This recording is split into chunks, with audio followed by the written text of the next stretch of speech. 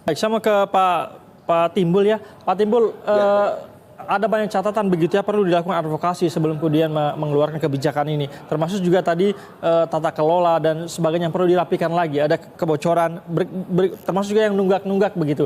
Bagaimana dipastikan kalau misalnya iuran dinaikkan nanti bukannya akan menambah beban semakin berat dan kemungkinan orang nunggak ini semakin banyak juga.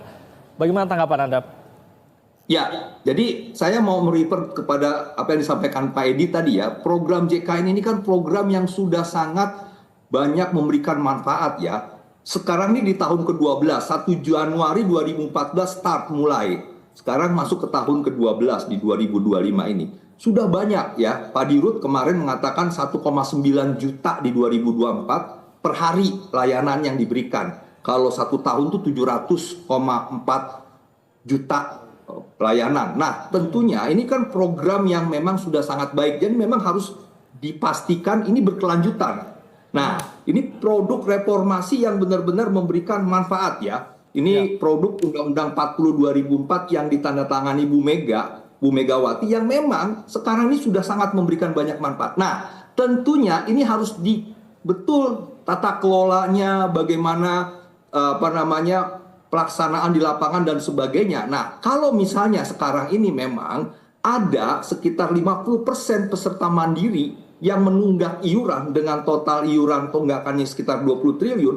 Nah, sebelum kenaikan, saya setuju dengan Pak Edi tadi bahwa harus ada seperti amnesti gitu loh. Ada upaya untuk menyelesaikan tunggakan. Kalau ada kenaikan pun tunggakannya nggak selesai, itu malah memberatkan. Jadi semangat di awal hadirnya JKN di Undang-Undang 40 ini kan melingkupi seluruh rakyat untuk dilindungi.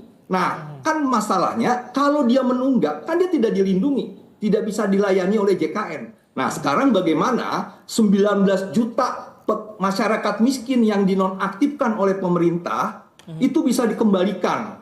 Ada sekitar 16 juta peserta mandiri yang menunggak, itu juga bisa masuk kembali. Sehingga seluruh rakyat itu benar-benar bisa dilindungi oleh program JKN. Nah, jadi sebelum ada kenaikan itu harus ada juga nih. Misalnya yang benar-benar miskin, itu bisa didiskon 100%. Sehingga dia memang orang miskin yang bisa mengakses PBI tanpa lagi dibebani oleh tunggakan. Nah, demikian juga masyarakat yang mampu tapi willingness to pay-nya rendah, ini juga harus ada treatment khusus dan sebagainya. Nah, kalaupun ada kenaikan iuran, saya mau mengatakan gini, Perpres 75 2019 itu kan kenaikan iuran mandiri kelas 1 dari 80.000 ke 160, itu 100%. Kelas 2 51.000 ke 110, 100% lebih. Kelas 3 23.000 ke 42. Nah, tetapi di Februari 2020 Perpres 75 itu dianulir oleh Mahkamah Agung. Sehingga peserta mandiri dikembalikan ke angka 80, 51, dan 23 ya. Nah, tetapi pemerintah kembali mengeluarkan Perpres 64 2020, menaikkan lagi yang 160 menjadi 150, yang 51 ke 110 diubah Mahkamah Agung dinaikkan lagi menjadi 51 ke 100.000. Nah, yang 23 ke 42. Nah, waktu di judicial review lagi ke Mahkamah Agung ditolak. Nah, jadi sampai saat ini memang yang kelas 1 150, kelas 2 100, dan kelas 3 42.000 disubsidi 7.000. Dampaknya adalah apa? Kenaikan semakin meningkatnya orang yang menunggak. Saya khawatir kalau nanti ada kenaikan yang sampai hampir 100%, itu dipastikan kelas mandiri itu akan ambruk lagi. Dan semakin banyak orang yang menunggak iuran. Kalau menunggak, dia tidak akan dijamin. Artinya program JKN yang harus dekat dengan masyarakat itu semakin dijauhkan. Nah, makanya saya setuju bahwa memang pemerintah untuk kenaikan di peserta mandiri, BPU dan BP itu benar-benar harus bijak.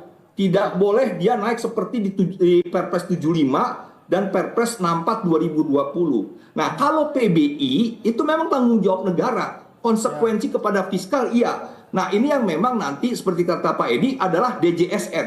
Nah, DJSN yang akan merekomendasikan untuk ditetapkan oleh pemerintah. Nah, ini yang memang menjadi hal yang penting untuk mendukung pendapatan iuran. Tetapi satu hal lagi yang menurut saya, sistem yang akan lebih berkelanjutan bila pendapatan iuran dari sektor swasta, PPU ya, pekerja penerima upah sektor swasta, itu yang harusnya ngelit lebih dahulu, lebih nomor satu dibandingkan PBI. Kalau kita lihat struktur pendapatan iuran JKN, itu kan yang paling utama tuh, paling tinggi tuh PBI, 48 triliun, 46 dan sebagainya. Di bawahnya baru PPU swasta. Seharusnya yang lebih tinggi itu PPU swasta. Nah, seperti yang saya sampaikan, pengawasan penegakan hukum bagaimana pekerja penerima upah, pengusaha-pengusaha ini mendaftarkan pekerjaannya dengan membayar 5%. Survei Kesehatan Indonesia 2023 yang dikeluarkan oleh Kemenkes mengatakan ada 35% pegawai swasta yang mendiami atau mendapatkan PBI. PBI itu kan harusnya untuk masyarakat miskin. Nah, ini yang kita tanya Kemensos. Kemensos, bagaimana cleansing datanya?